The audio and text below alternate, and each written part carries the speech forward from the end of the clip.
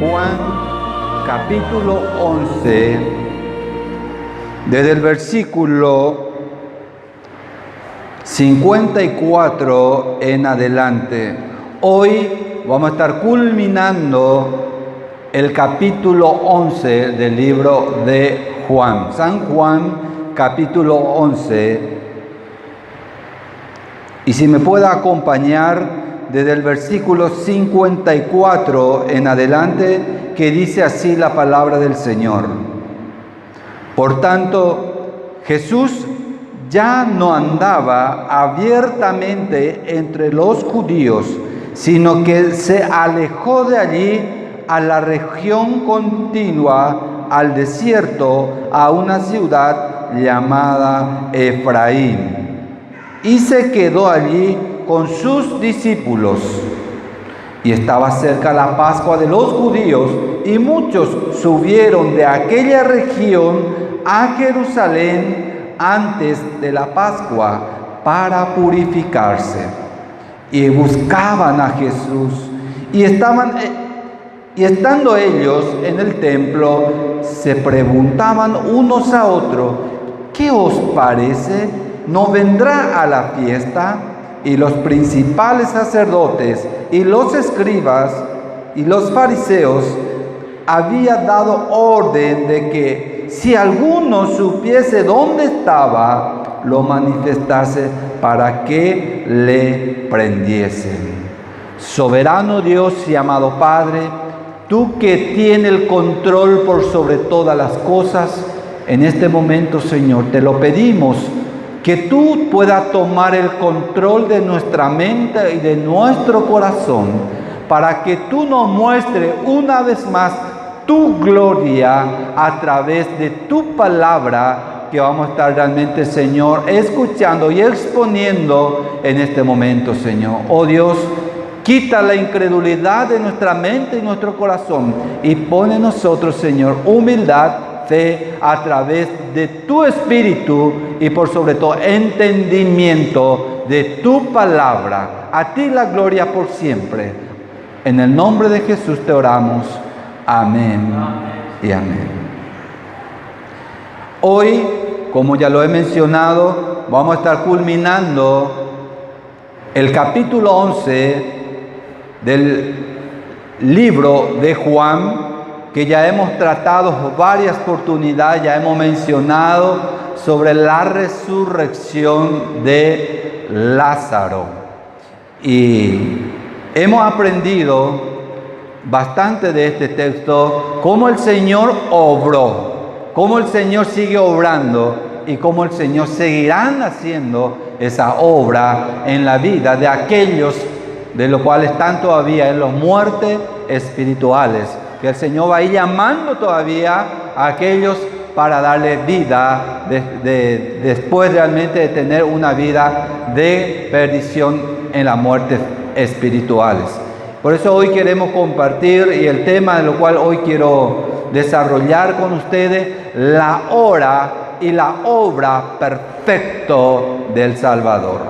Él ha tenido hora como también obra perfecta. Nada se escapó de sus manos. Todo ha sido cumplido perfectamente, así como ha sido establecido desde un principio de antes de la creación del mundo. Y también vamos a hacer una breve evaluación de lo que fue, de lo que hemos aprendido de este texto y de este capítulo.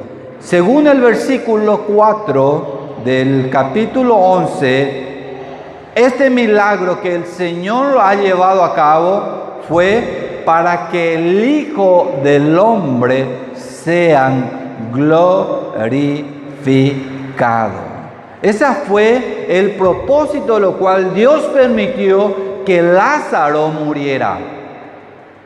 Dios obró en esa forma, permitió que esta enfermedad lo lleve a Lázaro a la tumba y permitió que 4 días hayan pasado en la tumba hasta que tenga mal olor y muchas otras cosas más, lo cual podemos mencionarlos.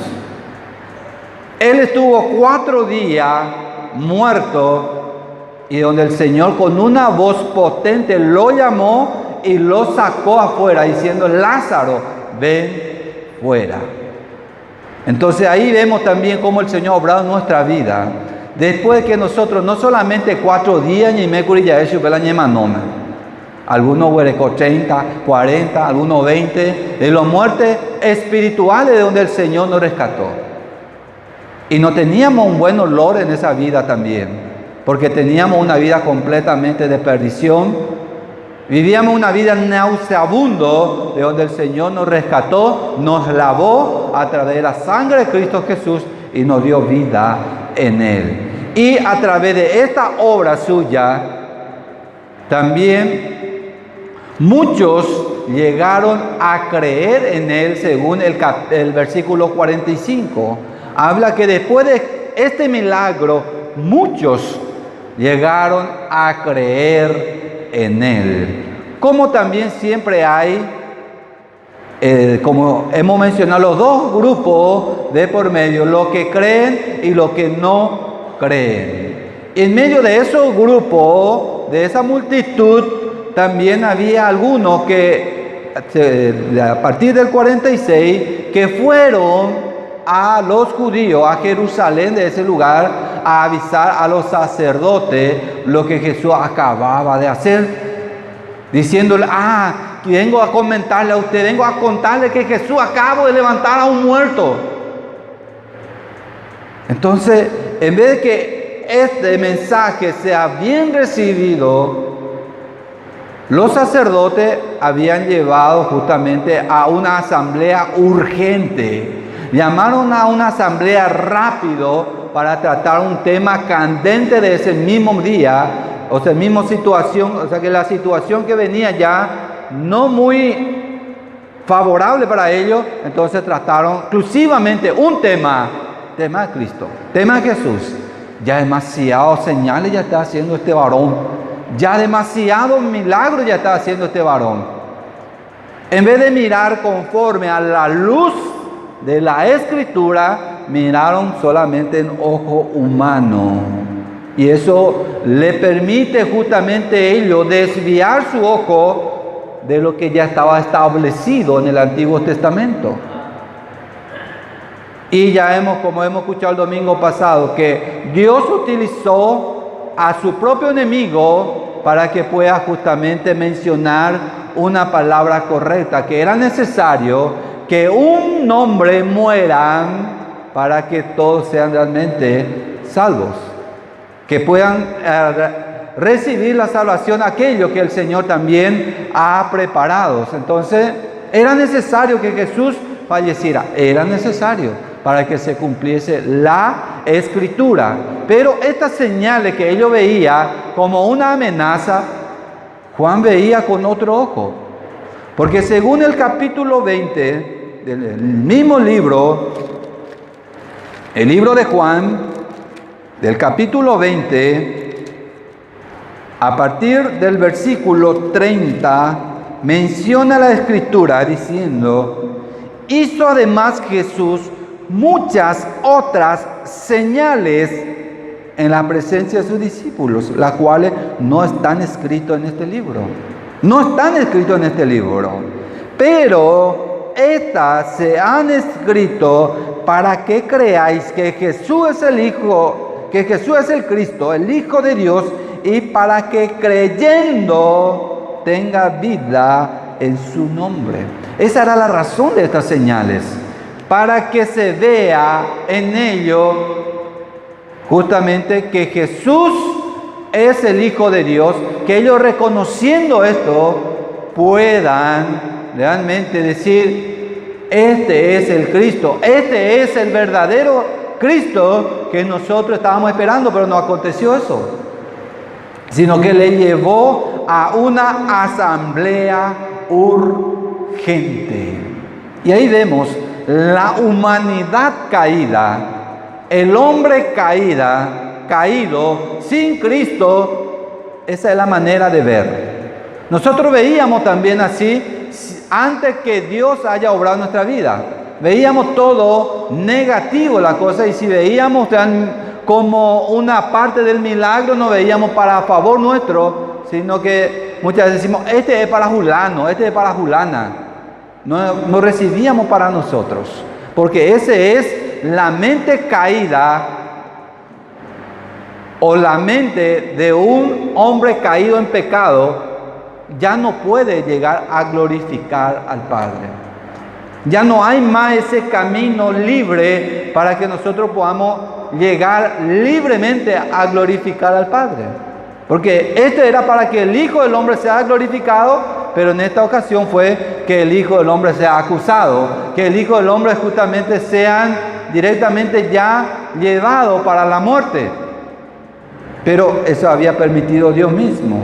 Pero la palabra del Señor habla, que ya varias veces ya hemos compartido este texto, de Romanos capítulo 3, de que el hombre caído no puede buscar a Dios, que el hombre viviendo bajo pecado no puede ver la gloria de Dios, porque Romanos 3:10 en adelante dice la palabra del Señor, como está escrito, no hay justo ni aun uno, no hay quien entienda, no hay quien busque a Dios, todos se desviaron, a uno se hicieron inútiles, no hay quien haga lo bueno, no hay ni siquiera uno. Y el 13 dice, sepulcro abierto de su garganta, con su lengua engaña, veneno de áspide hay debajo de sus labios, hablando justamente del hombre y la mujer caída bajo el pecado adánico.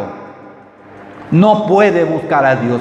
No hay forma que uno pueda decir, yo he tomado decisión por Cristo. ¿Por qué? Porque hay un pecado que limita que eso acontezca. ¿Y dónde podemos ver eso? Desde un principio, desde el Edén, desde donde se produjo el pecado. Porque Dios había creado un lugar especial, el jardín de Edén, donde puso al hombre, donde puso a la mujer, donde ha puesto también el árbol, diciéndole a ellos, este árbol no van a comer. Ahí entraron en la decisión de ellos, este no van a comer, al día que coma esto, ustedes van a morir. Y habían ellos escogido de desobedecer a Dios y lo llevó a la muerte física como también espiritual, porque ahí entró la muerte física, como también entró la muerte espiritual. Y según Génesis capítulo 3, el versículo 24, este pecado lo llevó a Adán y a Eva a ser echado del Edén.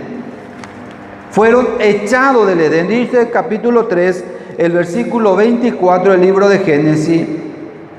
Y echó pues fuera al hombre y puso al oriente del huerto del Edén querubines y una espada extendida que se revolvía por todos los lados para guardar el camino del árbol de la vida.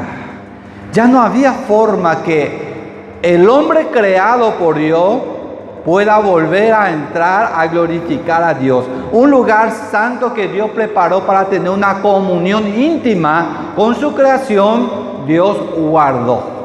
Echó al pecador.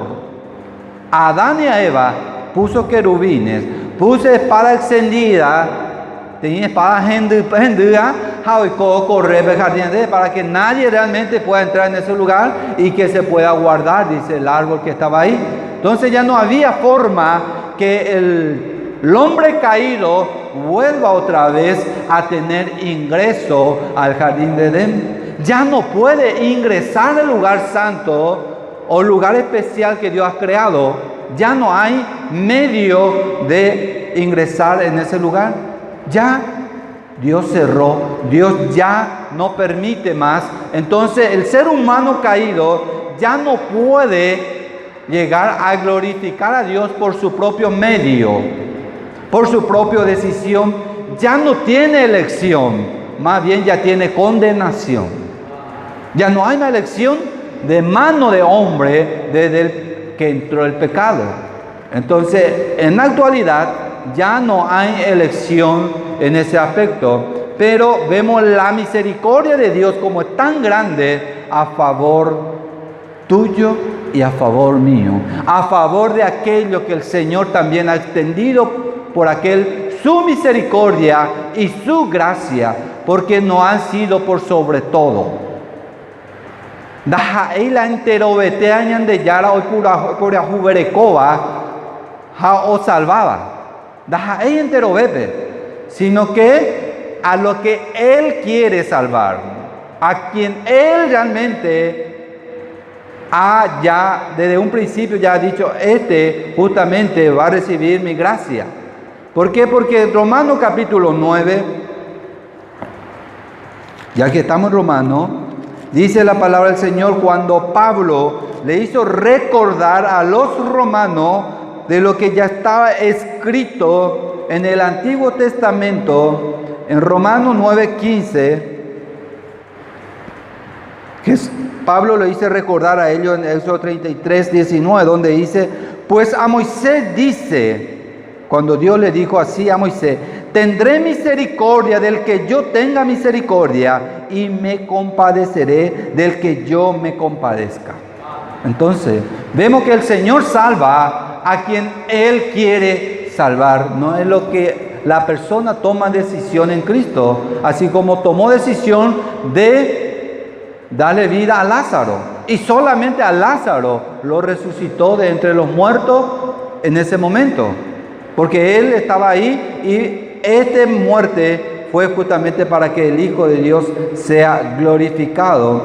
Y también la palabra de Dios dice en Isaías 42:8 que Dios no comparte su gloria con nadie. Cuando Él habla de que solamente Él tiene que ser glorificado, Él dice que no comparte su gloria con nadie. Nadie puede recibir gloria en esta tierra, ni fuera de la tierra, solamente Dios, el que creó el cielo y la tierra, Dios Padre, Dios Hijo y Dios Espíritu Santo. Solamente a Él la gloria. En la antigüedad había un hombre que llegó a vencer al pueblo de Dios, porque Dios lo permitió que fuera así. Nabucodonosor, un rey renombrado en aquel entonces, un rey que tenía mucha autoridad, mucho poder, que se llegó a creer mucho más de lo que tenía que creerse.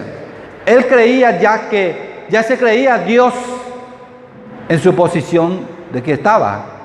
Y un día el Señor llamó su atención diciéndole, aquí estoy yo soy el que merezco esta gloria, no sos vos el merecedor, yo permití que vos vencieras a mi pueblo, yo permití que acontezca esto y esto, pero vos no mereces y nunca vas a merecer la gloria.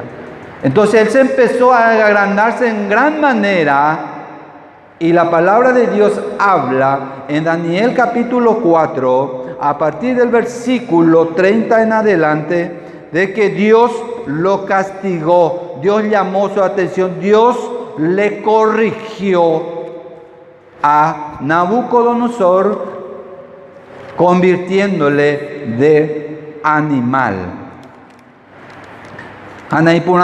Porque pertenece ser humano y pepopaja huepan de isucocuay. Entonces, ¿qué hizo Dios? Le humilló a Nabucodonosor. En esta vez no tocó su vida, solamente le humilló para que Él dé gloria a Dios. Dios te va a humillar si usted no le está dando gloria a Él. Dios te va a poner en tu lugar si no está dando gloria a Él. Pues no digo yo que te va a convertir como un animal con pluma, no sé, y si puede hacer también, ¿por qué no? Él sigue siendo el mismo de antes, ahora y siempre, pero que sí, estoy seguro de que si sos realmente, si está en sus planes y está desobedeciendo, está viviendo una vida desordenada, te va a poner en tu lugar. Un momento dado Dios te va a poner en su lugar. Cosa que no aconteció con Herodes. Herodes también, es el Nuevo Testamento, ya se cuenta en Hechos capítulo 12, que un día este rey, también que se creía mucho, se sentó un día en su trono, el 21 en adelante, dice que un día señalado, Herodes, vestido de ropas reales, se sentó en el tribunal y les arengó. Y el pueblo aclamaba gritando, voz de Dios y no de hombre. Entonces va a ir los presentes como los políticos hoy día. Empezó a decirle, este que estamos escuchando no es Dios de hombre, sino Dios mismo nos está hablando. Dios está aquí en medio nuestro. ¿Y qué hizo Dios en ese momento? Según el versículo siguiente, el 23, al momento un ángel del Señor le hirió, por cuanto no le dio gloria a Dios, y expiró, comido de gusanos. En ese mismo momento, este varón que se creía mucho, dice que un ángel le hirió, en ese mismo momento. Así Dios demostró que, ¿por qué? Porque no le dio gloria a él, sino que él recibía la gloria. Entonces, este milagro fue para que el Hijo de Dios sea glorificado. Y nosotros hoy día damos gloria a Dios, no porque nosotros, que de nosotros ha nacido esto, sino que Dios ha obrado en ti, Dios ha obrado en mí para que nosotros podamos glorificar a Dios. Y es una herencia y es una gran bendición que nosotros recibimos de parte de Dios para que hoy día podamos darle gloria a Dios, para que entendamos y comprendamos su palabra. Eso dice justamente Efesios 1, el versículo 3 en adelante. Efesios 1, 3 dice así: bendito sea el Dios y el Padre de nuestro Señor Jesucristo, que nos bendijo con toda bendición espiritual en los lugares celestiales.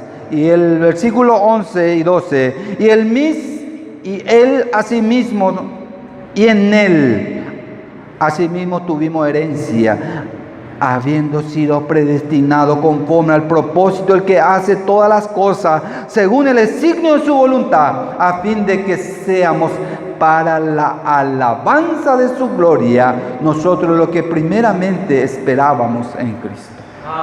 El Señor nos reveló, el Señor permitió que nosotros entendamos y comprendamos su palabra para dar gloria a Él. Él te escogió a ti, ¿para qué? Para darle gloria a Él.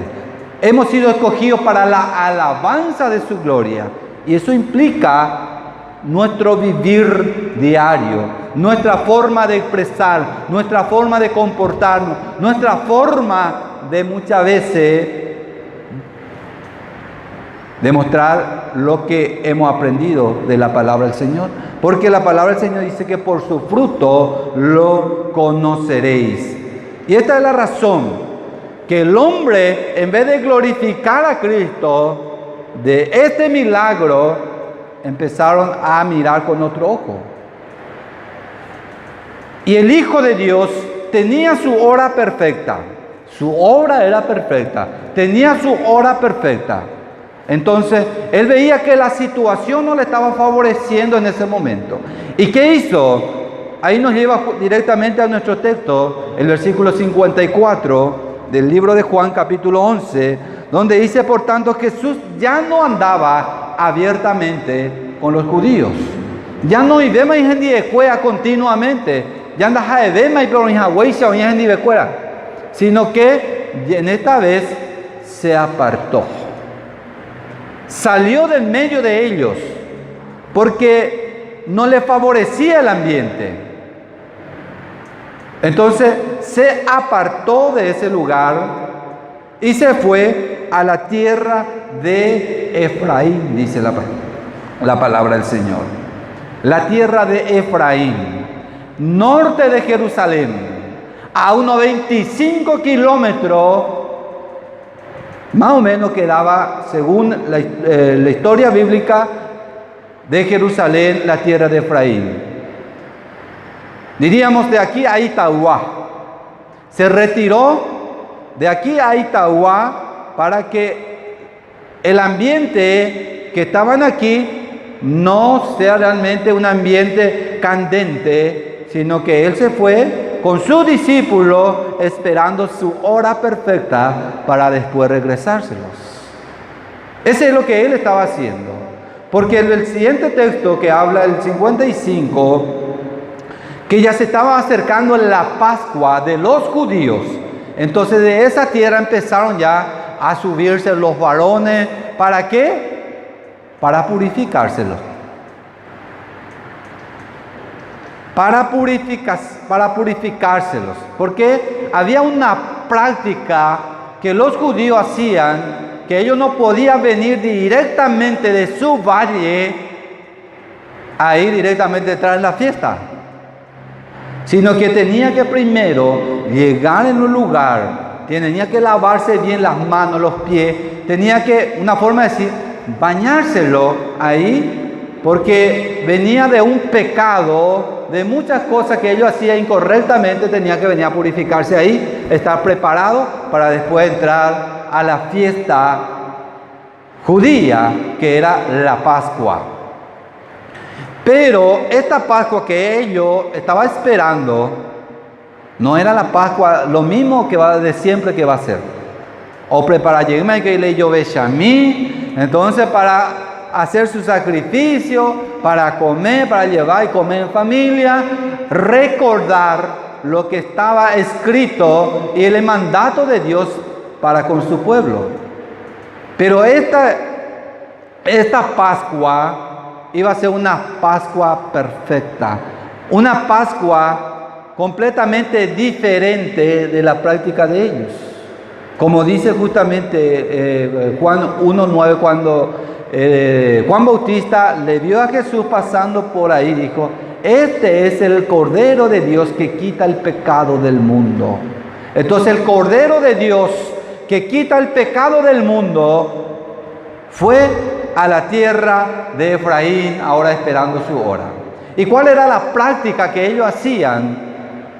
Nuevamente vamos a recalcar nada más la Pascua para que aquellos que no entiendan y no comprendan todavía, hoy pueda ver que la Pascua que ellos hacían, vayamos al Éxodo capítulo 12,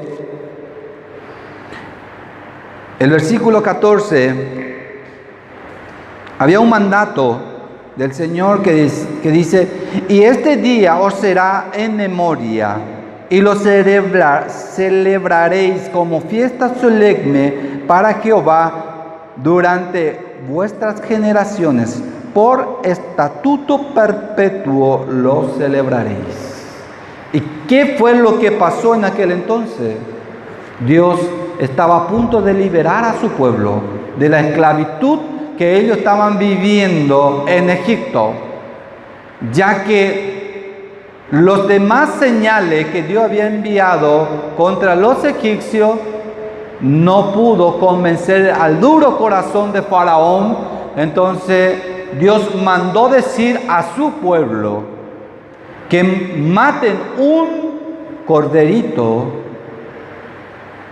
perfecto, sano, y que la sangre de ese cordero tenía que agarrar y venir y pintar el pilar de su puerta, como también el poste. Ese era el orden que Dios le dio a su pueblo. Entonces tenía que pintar con la sangre ahí, y lo demás, el corderito, tenía que hacer asado ese corderito, y tenía que comer todito esa noche, no tenía que sobrar nada. Entonces que esa noche iba a venir el ángel de la muerte. ¿Y qué iba a hacer este ángel? Iba a matar toditos los primogénitos. ¿Qué es primogénito? Aquel varón primer que ha nacido, pero que el ángel de muerte, cuando vienen pasando y van a venir a ver la sangre del cordero pintada en un pilar, va a pasar de largo, no va a llegar a esa casa, no va a morir ningún primogénito que vive en esa casa. Y esa noche pasó el ángel de muerte y murió todos los primogénitos que vivían en Egipto, también el hijo de Faraón. Cosa que eso fue de que permitió que Faraón tanto se enojó y permitió que el pueblo de Dios sea liberado. Entonces, ese era el orden que Dios le dio a ellos.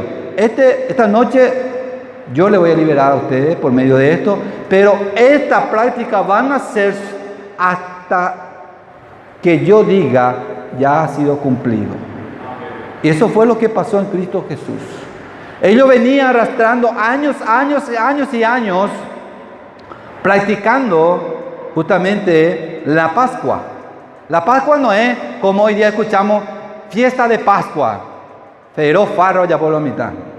La Pascua no es arrodillarse y pedirse a tu mamá. Ese no es Pascua. La Pascua no es un huevito que se vende justamente en el supermercado. Y es otra vez, no es otra vez un huevo a quien realmente da huevo. Porque pone una muestra de un conejito otra vez. El conejo no da huevo. Entonces es un engaño realmente lo que es la Pascua. Para el ojo humano es un engaño. O escuchamos Pascua juvenil. ¿Qué significa un Pascua juvenil? La Pascua es para todo. En aquel entonces cuando Dios estableció justamente la Pascua era para su pueblo. No era para que los demás practiquen. Nosotros hoy día se dice Pascua. A nosotros no nos corresponde la Pascua. Esos son para los judíos practicar esta Pascua. Nosotros decimos Semana Santa haya Ushipa. Para los judíos eso es abominación. Porque tienes... ¿Qué es lo que primero se pone? Grasa de chancho. Y el chancho para ellos es una abominación total. Entonces no tiene los significado para nosotros esta Pascua. Pero en Cristo sí tiene significado. En Cristo sí tiene este significado. Porque ellos se purificaban por afuera. Oyahú, Oyemopotí. Pero después seguía pecando. Haciendo justamente, cada año volvía otra vez a hacer lo mismo. Cada año a hacer lo mismo. Pero en Cristo solamente tenemos un solo sacrificio. El sacrificio fue perfecto para que nosotros podamos tener perdón de nuestro pecado. Entonces, la Pascua judía, en aquel entonces la práctica de purificación era exterior y ya pecuente, y ya pecuente, pero adentro, nahani. Así como el sepulcro, vos te vas y pintar bien churro, en vos churro de sepultura, pero adentro, ¿qué hay? Podrido, gusano, ¿qué más podemos mencionar? Pero eso es lo que Cristo ha hecho en nuestra vida. Él nos purifica de adentro, por adentro. La Pascua verdadera en Cristo Jesús fue para que nosotros podamos recibir perdón de nuestros pecados y que seamos purificados de adentro el corazón, la mente, el alma. ¿Y dónde podemos ver eso? En la Santa Escritura, en la palabra del Señor. Porque Efesios capítulo 5, el versículo 26... habla de que fuimos purificados con el lavamiento de la palabra. Efesios capítulo 5, el versículo 26, dice la palabra del Señor. ¿Para qué hemos sido llamados? ¿Cuál fue con el propósito de Cristo en esto? Para santificarla, habiéndonos purificado en el lavamiento del agua por la palabra. Hemos sido purificados por la palabra de Cristo, que nos permitió entender y comprender que directamente es que nuestro corazón, porque en Santiago 4:8 habla de que debemos ser purificados dentro, no fuera. Santiago capítulo 4, el versículo 8. Dice así la palabra del Señor: acercaos a Dios y Él se acercará a vosotros, pecadores, nosotros. Limpiad las manos y vosotros los doble ánimo, purificad vuestros corazones. Hay que purificar el corazón. Como dice justamente el libro de Proverbios, sobre toda cosa guardada, guarda tu corazón, porque de él mana la vida. En Hechos 15:9 habla la palabra del Señor hablando justamente de purificar el corazón. Hechos capítulo 15, el versículo 9. Y ninguna diferencia hizo entre nosotros y ellos, purificando por fe sus corazones. Gentiles y judíos. No había una diferencia. Cuando Dios obra, obra. Él es el que purifica los corazones. Él es el que prueba los corazones. Entonces, a Él la gloria. Y nosotros, nuestro corazón ha sido purificado por la fe que viene por el oír. Y el oír, ¿qué? La palabra de Dios en Romanos 18, 17. Perdón, Romanos 10, 17. Hemos sido purificados por la palabra del Señor porque hemos escuchado y esa palabra hizo efecto a tu corazón. ¿Para qué? Para que Dios pueda limpiar de adentro para afuera. Purificar también nuestra alma a través de su verdad. Primera de Pedro, capítulo 1. El libro de Pedro, Primera de Pedro, capítulo 1, el versículo 22, dice que habiendo purificado vuestra alma por la obediencia a la verdad, mediante el Espíritu, para el amor fraternal, no fingido, amaos unos a otros extrañablemente de corazón puro. Para eso hemos sido purificados. Para eso Dios purificó nuestra alma, para que haya esa unidad, para que haya amor, para que haya testimonio por sobre todas las cosas. Y en Hebreos 9, el libro de Hebreos, capítulo 9, el versículo 14, dice así la palabra del Señor, que hemos sido purificados de nuestra conciencia por medio de la sangre de Cristo Jesús. 9, 14. Porque con una sola ofrenda hizo perfectos para siempre a la santificación, dice el 10, y el 9, 14 dice: cuanto más la sangre de Cristo, el cual mediante el Espíritu eterno se ofreció a sí mismo sin mancha a Dios, limpiará vuestra conciencia de obras muertas para que sirváis al Dios vivo.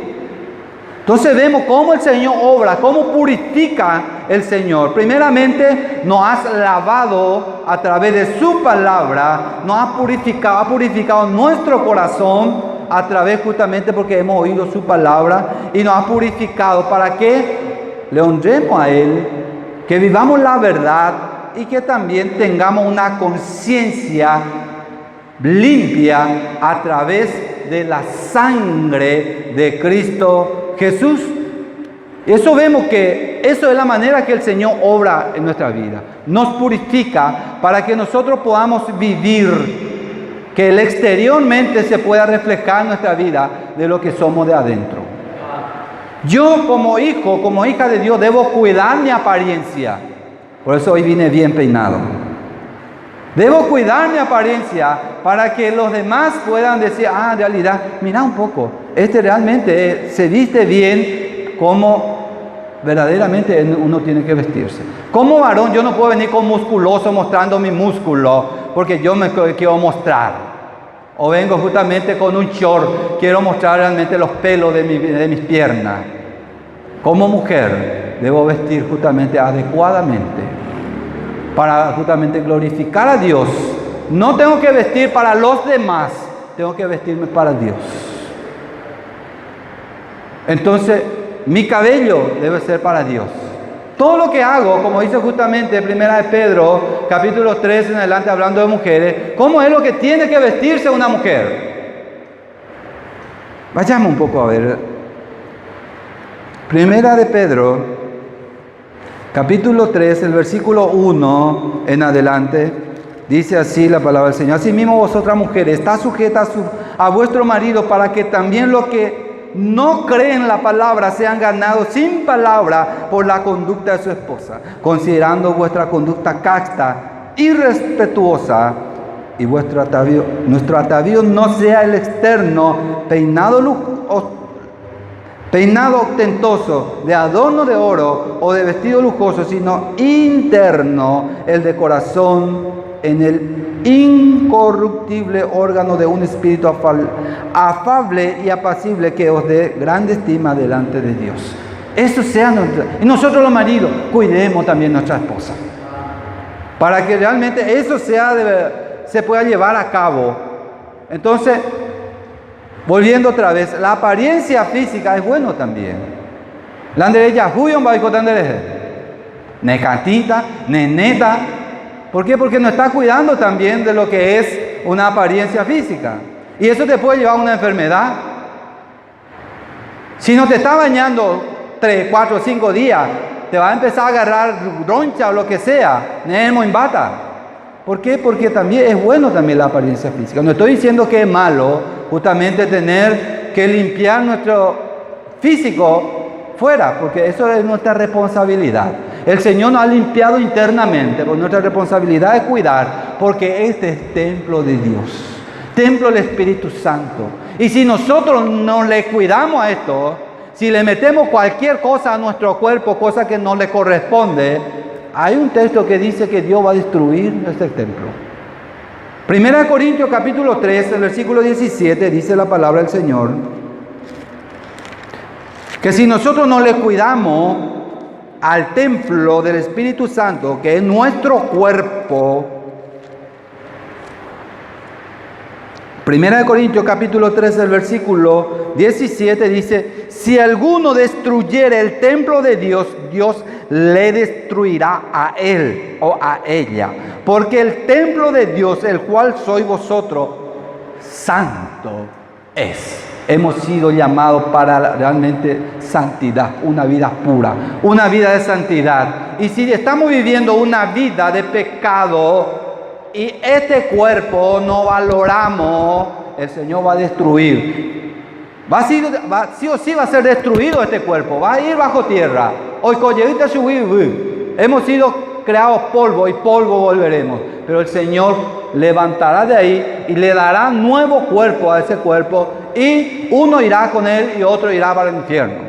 Entonces, lo que vivimos hoy nos espera mañana.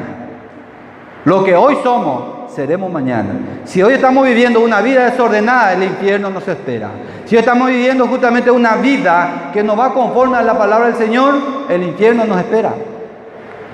Va viendo el infierno, pues nada, pero doy gracias a Dios por eso, porque no fue mi decisión que el Señor realmente me haya tomado y que me haya dado vida a través de su palabra, porque su palabra fue el que me convenció de pecado, de juicio, como también de su justicia. En estos días he escuchado, justamente estuve presente en una institución y vino un siervo del Señor a exponer la palabra del Señor y estaba diciendo, apelemos a la justicia de Dios. No sabe lo que piden. Apelemos por su misericordia, porque si pedimos su justicia, amóntema. Porque el Señor, si Él va justamente a requerirnos conforme a lo que Él ha establecido, ninguno serán salvos. Si apelamos por su justicia, amóntema. Pidamos por su misericordia y por esa gracia infinita que Él tenga realmente por cada uno de aquel que el Señor todavía no está purificando de adentro para afuera. Porque el Señor tiene que limpiar de adentro para que se pueda ver de afuera. Y estos judíos venían para justamente limpiarse por afuera, pero no entendían, no comprendían la verdadera Pascua que ya estaba presente en medio de ellos, que el Cordero de Dios que quita el pecado del mundo ya estaba en medio de ellos. Isaías 53 ya estaba en medio de ellos, recorriendo, haciendo esos milagros, haciendo esas señales para que ellos le reconozcan a Él como el Hijo de Dios. Pero eso no aconteció. Y la gente empezaron a murmurarse, según el texto siguiente, diciendo, ¿usted cree que Jesús vendrá para esta fiesta? ¿Usted cree que Jesús va a venir para esta fiesta? Porque, oyucata soy que la hubo. ¿Usted cree que Él puede venir de igual manera? ¿O tendrá miedo de venir esta vez para esta Pascua? Porque así dice justamente nuestro texto central, el capítulo 56, buscaban a Jesús y estando ellos en el templo, se preguntaban uno al otro, ¿qué os parece? ¿No vendrá a esta fiesta? ¿O otra picojina? Había una pregunta sin respuesta en medio de ellos. Jesús conocía su hora. Él no es, como ya lo he mencionado, no es por temor que se fue a tierra de Efraín. No por temor, sino esperando su hora perfecta. Él no temía la multitud, siempre confrontaba a la multitud. Siempre le decía a ellos, ustedes no han oído mi palabra porque no son hijos de Dios, sino que son hijos del diablo. Por eso no han entendido mi palabra. Y en esta ocasión Él se retiró, esperando su hora perfecta. Por eso puedo estar seguro, y estamos seguros, aquello que está en Cristo está seguro, que a Jesús nadie lo mató. Él dio su vida por nosotros. A Él nadie lo mató. No le mató a él los judíos, los sacerdotes, ni mucho menos los fariseos. Él entregó su vida por nosotros. Eso ya hemos aprendido de Juan 10:18. Nadie me la quita, dijo Jesús, su vida, sino que yo mismo la pongo. Tengo poder para ponerla y tengo poder para volverla a tomar. Este mandamiento recibí de mi Padre, dijo Jesús. Nadie me puede matar. Yo voy a entregar mi vida. Esa es la razón por la que he venido. Pero ahora me estoy tomando tiempo porque todavía no es mi hora. Me voy un rato a tierra de Efraín. Voy también ahí a hacer algunas obras, que lo cual necesito hacer allá y después vengo. Una forma de decir. Fue un rato, porque después volvió. Volvió Jesús después, que el próximo domingo vamos a estar desarrollando eso. Pero ahora están en tierra de Efraín. Mientras eso había esta pregunta, ellos estaban haciendo esta pregunta. A Cristo nadie lo mató. Y Él dice justamente que no murió por todos, sino murió por sus ovejas. ¿Ah, en serio? Sí. Así dice la palabra del Señor. Juan 10:11. Mire un poco. Juan 10:11 dice, yo soy el buen pastor da su vida, da por las ovejas, y yo soy el buen pastor, dice el 14, y conozco mis ovejas, y la mía me conocen, así como el Padre me conoce, yo lo conozco, y yo conozco al Padre, y pongo mi vida para volverla a tomar. Entonces, y por eso me ama el Padre, Él había dicho en aquel entonces.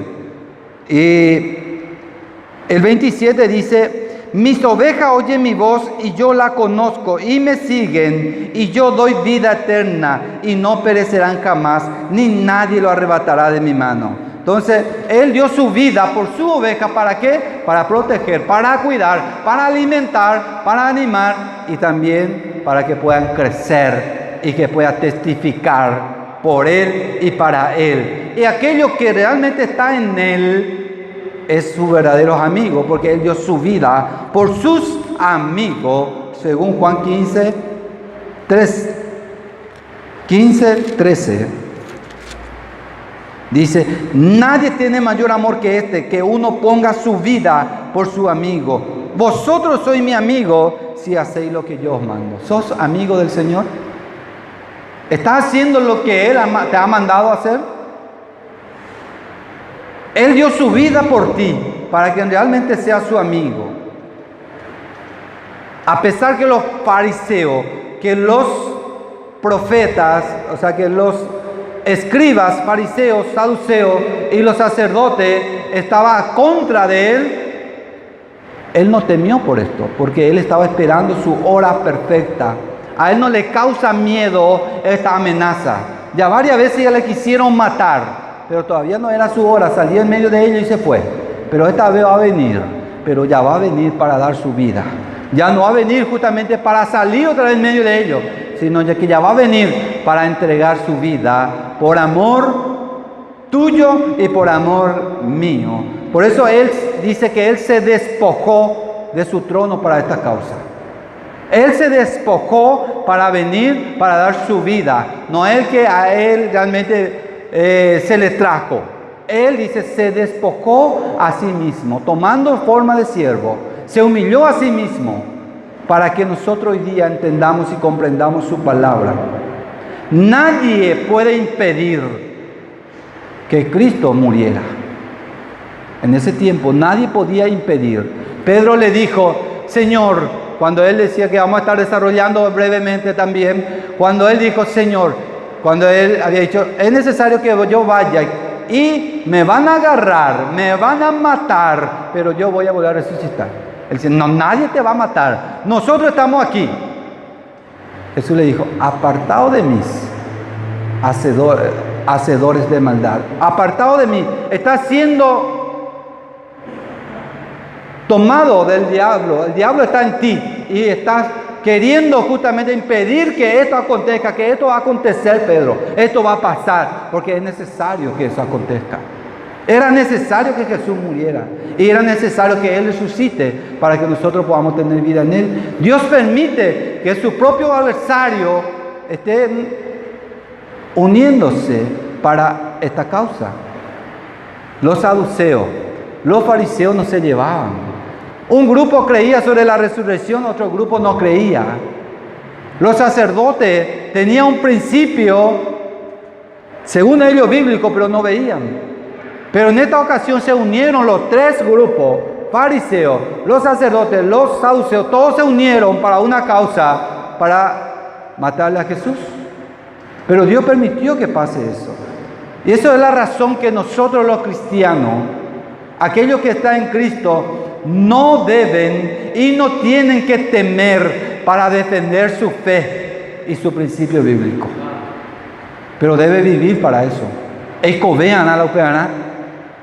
Neimea haya hecho muerto en tus delitos y pecados para que pueda vivir, porque solamente el Espíritu puede testificar en ti a través de su fruto.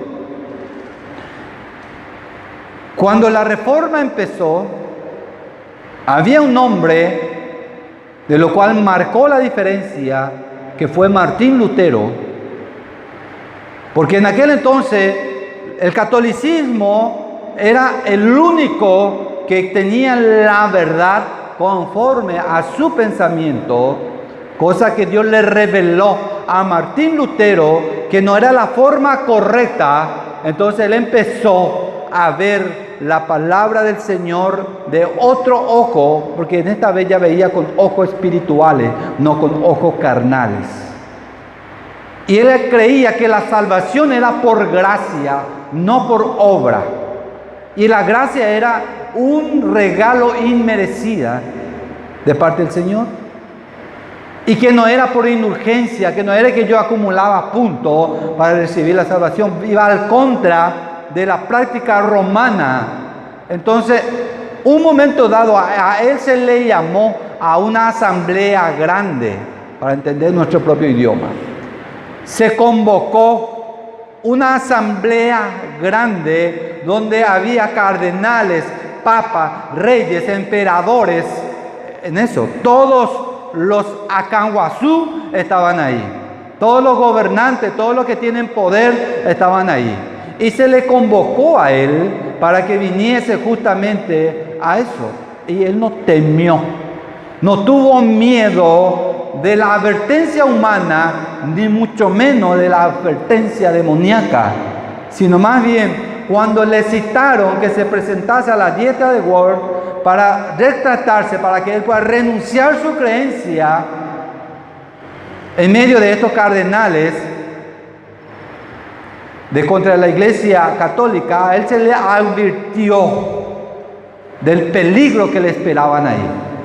Estaba en peligro su propia vida, y su respuesta fue: iré, aunque haya tanto demonio en Worms como tejas en su tejado, me voy a ir. Nadie va a impedir que yo me vaya en esa asamblea. Voy a estar presente, aunque estoy solo. En medio de la multitud hay alguien más conmigo. Me voy a ir, porque me voy a ir a defender mi principio y mi fe. Y le dijeron: no, también el duque Jorge dice que te va a encarcelar.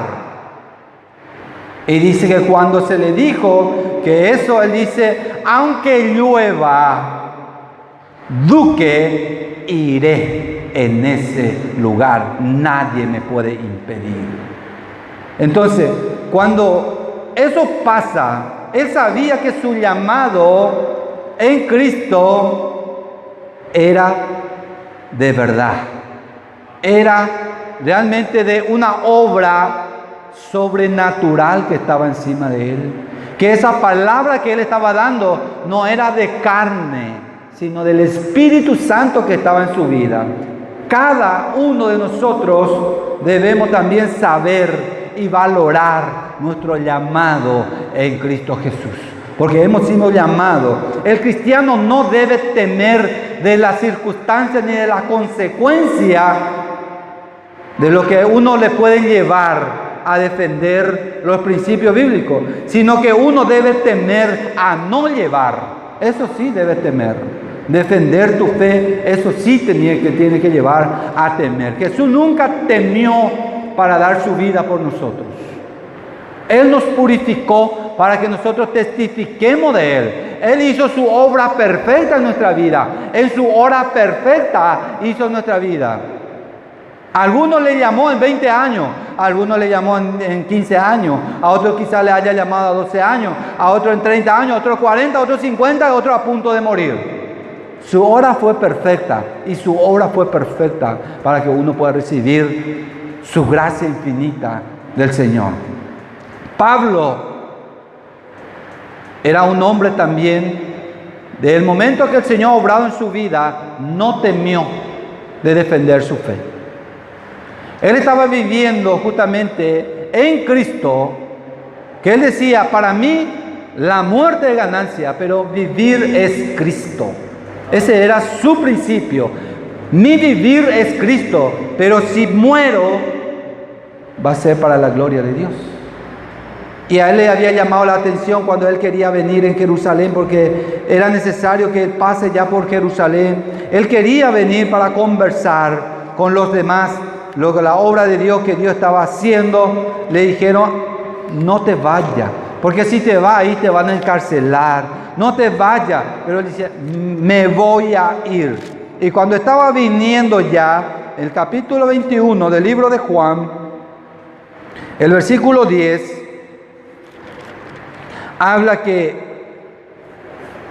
había un profeta que se llamaba Agabo, dice el 10, y permanecieron nosotros allí algunos días. Descendió de Judea un profeta llamado Agabo, quien vinieron a vernos, tomó el cinto de Pablo y atándole los pies y las manos dijo, esto dice el Espíritu Santo, así atará los judíos en Jerusalén al varón de quien es este cinto y le entregarán en mano de los gentiles. Al oír estos le rogamos nosotros y lo de aquel lugar que no subiese a Jerusalén. Entonces Pablo respondió, ¿qué hacéis llorando y quebrantándome el corazón? Porque yo estoy dispuesto no solo a ser atado, más aún a morir en Jerusalén por el nombre del Señor Jesús. Como no le pudimos persuadir, desistimos diciendo, hágase la voluntad del Señor. Nadie podía atajarle a Pablo que se cumpliese justamente esto que él quería llegar a hacer, defender su fe, su principio en Jerusalén. Y después de esto, él apeló, justamente quería ir a Roma. Y nadie le podía atacar tampoco a Pablo que él fuese a Roma. Y él se fue a Roma. ¿Y por qué? ¿Y para qué él se quería ir a Roma? No es para que se vaya a mostrarle, yo soy el Pablo que tanto ustedes han escuchado de mí. Yo soy, acá estoy. No fue para eso. Sino que para mostrarle a ellos que el verdadero cristianismo, lo cual ellos viven, tiene que vivir en vida. Y en Romanos 1, para que entendamos, Romanos 1, 16, ya directamente vayando a 16, dice, que él no se avergonzaba del Evangelio, porque no me avergüenzo del Evangelio, porque es poder de Dios para la salvación a todo aquel que cree, al judío primeramente y también a los griegos, porque el Evangelio, la justicia de Dios se revela por fe, para fe, como está escrito, más el justo por fe vivirá. Yo me voy a ir junto a ustedes. ¿Para qué? Porque no me avergüenzo del Evangelio. Jamás me ha avergonzado y no me voy a avergonzar. A pesar que haya amenaza contra mí, me voy a ir a Roma para defender realmente lo que yo creo. Y si es necesario que muera, voy a morir por el Evangelio. Por eso que cuando él escribió a los romanos, el capítulo 10, cuando le dijo a ellos, si confesares con tu boca que Jesús es el Señor y creyeres en tu corazón que Dios levantó de los muertos, serán salvos. ¿Por qué? Porque los romanos tenían justamente un principio completamente diferente de lo que era la cultura judía. Por eso el Coliseo romano era un lugar donde a los cristianos se lo mataban. Pero si un cristiano decían ahí que no, yo voy a renunciar a esto, entonces no se le mataba, entonces verdaderamente no era un cristiano. Pero al verdadero cristiano se le tiraban al Coliseo, donde fueron descuartizados, con familia, con hijos, hermanos, se fueron tirados en ese lugar para defender su fe. Con vida y en vida defendía ellos su fe, cosa que actualmente no se defiende esta fe en vida. Cuando alguien habla mal de nosotros, debemos reconocer, si estamos viviendo una vida de pecado, reconocer, he hecho mal. Cuando alguien habla mal de ti, no es que lo primero tener que defenderte, lo primero que tener que mirarte si es verdad lo que está diciendo. Y si es verdad, arrepiéntate, no te enojes con aquel, sino que sea confrontado por la palabra. Porque esa es la razón por la que el Señor nos ha dejado su palabra. Y si somos un hijo verdadero, vivamos la palabra de Dios como está establecido para nuestra vida. Porque hemos sido llamados para la alabanza de su gloria. Y esa es la razón que hoy nosotros debemos vivir como cristianos, no como un cristiano que cualquier tempestad que viene, vive ya una vida desordenada. Si viene una tempestad, va a ser para que crezcamos en fe. Eso es lo que ya hemos dicho hace semanas atrás. Para eso tiene que servir la tempestad. Por eso el primera de 2 Corintios 2, para culminar,